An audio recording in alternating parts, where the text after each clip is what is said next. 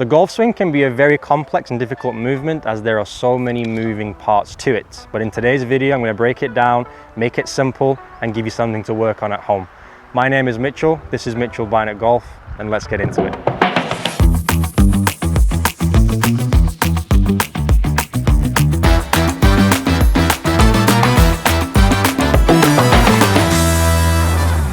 Alright guys, the first thing to understand is how we need to hold the golf club, aka the grip.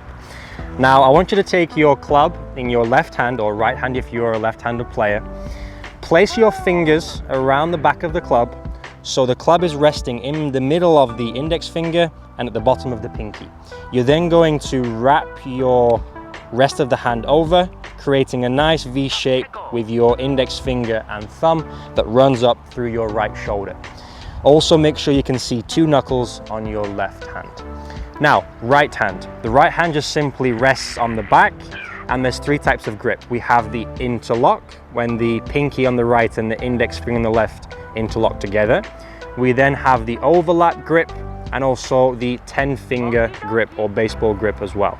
Each of these three grips are fine. Personally, I prefer the interlock grip as it keeps my hands nice and connected and working as a unit, but each of those three grips are fine.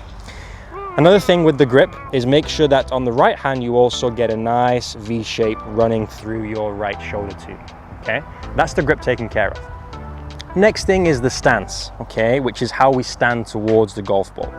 So if I take my golf ball here, I want you to make sure that the ball is in the center of your feet for the majority of the club. So I would say from a 7-iron down to your wedges, the ball will always be placed in the center of your stance.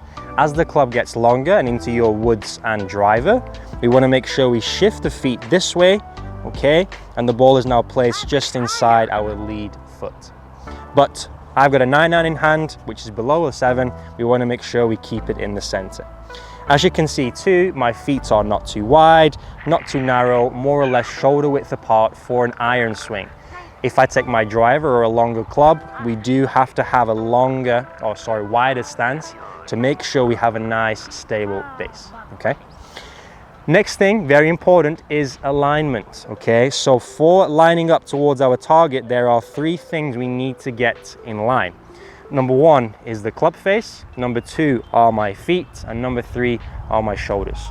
So if I'm hitting a shot towards the 150 sign here on the range, the first thing I like to do is get my club facing at that target.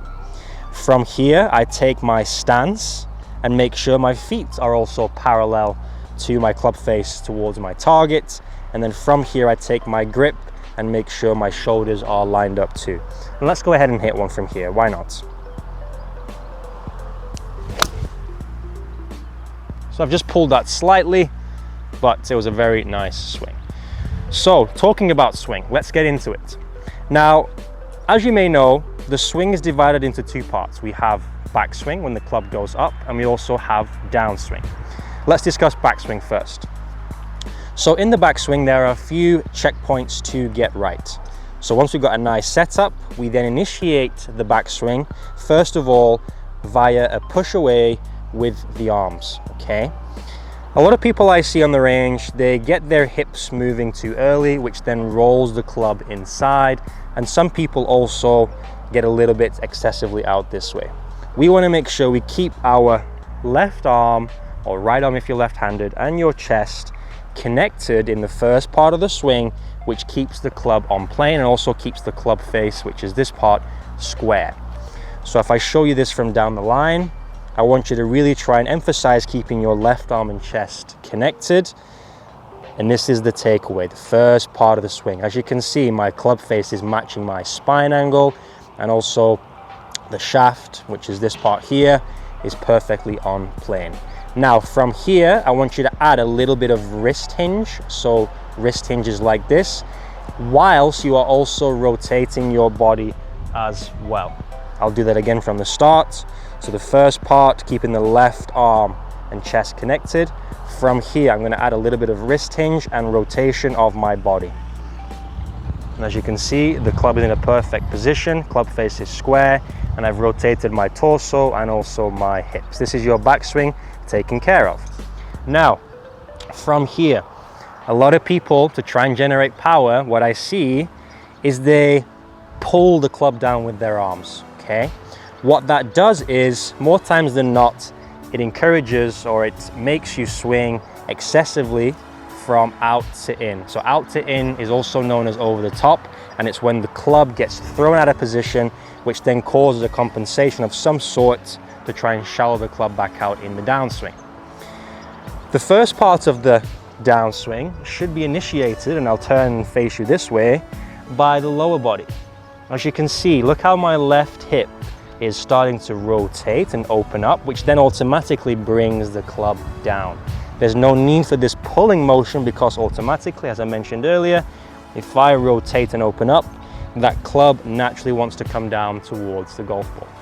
Let's go ahead and hit one and try and show you what that looks like, and try and get it closer towards that sign this time. That was much better. Okay.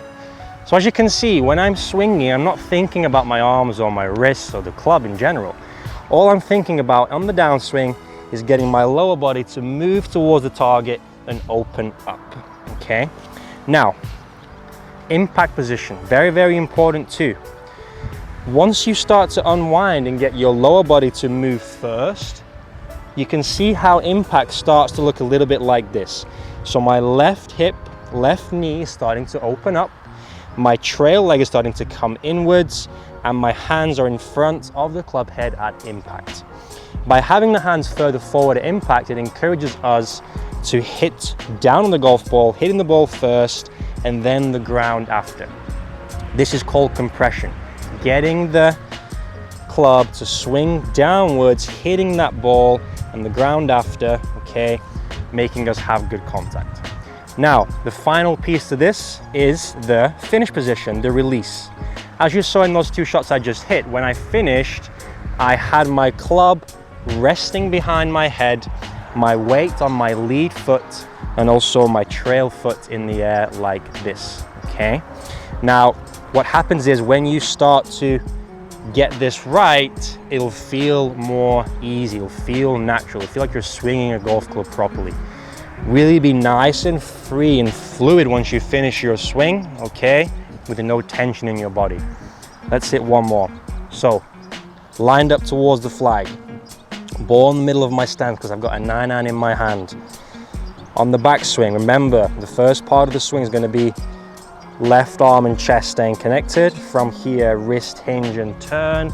On the way down, lower body moves first. Finish position is like so, okay? Let's try and piece it all together and compress that ball.